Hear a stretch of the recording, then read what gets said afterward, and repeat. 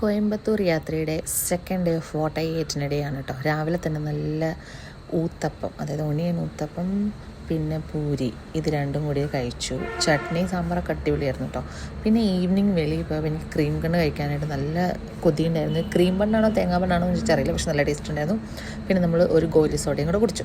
രാത്രി ഡിന്നറിന് ഞാൻ വാങ്ങിയത് ഒരു പ്ലെയിൻ ബിരിയാണി ആയിരുന്നു. പിന്നെ അതിനൂടെ ചിക്കൻ 65. എൻ്റെ മക്കളെ പറയാണ്ടിരിക്കാൻ പറ്റില്ല, ഇത്രയും ടേസ്റ്റുള്ള ഇത്രയും ഫ്ലേവർഫുൾ ആയിട്ടുള്ളൊരു ബിരിയാണി ഉണ്ടല്ലോ. ഇതെനിക്ക് കോയമ്പത്തൂർ അല്ലെങ്കിൽ തമിഴ്നാട് സൈഡിൽ നിന്ന് മാത്രമേ ഞാൻ കഴിച്ചിട്ടുള്ളൂ. അതങ്ങനെ നമ്മൾ നാക്കിൽ വെക്കുമ്പോഴേക്കും അലിഞ്ഞ് പോകുന്ന പോലെ നല്ല നെയ്യുടെ ടേസ്റ്റൊക്കെ ആയിട്ടുണ്ടല്ലോ. പറയാൻ വയ്യ. അത് കഴിച്ചതിന് ശേഷം നമ്മളൊരു റോസ് മിൽക്ക് കൂടെ കുടിച്ചു. പിന്നെ ദേ ഈ പാൻ, ഇത് മസ്റ്റാണ് കഴിച്ച് കഴിഞ്ഞാൽ. ഇപ്പം തന്നെ വയലിൽ വെള്ളം വരുന്നത് ഓർത്തിട്ട്. പിന്നെ ലാസ്റ്റ് നമ്മൾ ഈ ഒരു ബോട്ടിൽ കിട്ടിയ ഗോലി സോഡയും കൂടെ കൊണ്ട് അവസാനിപ്പിക്കുകയാണ്. നമ്മൾ നോർമൽ ഒറിജിനൽ ഗോലി സോഡയുടെ അത്രയ്ക്കൊരു ഇതിനില്ല കേട്ടോ. ടേസ്റ്റ് വൈസ് ആണെങ്കിലും ആ ഒരു ഫീൽ വൈസ് ആണെങ്കിലും. അപ്പം ഇത്രയേ ഉള്ളൂ.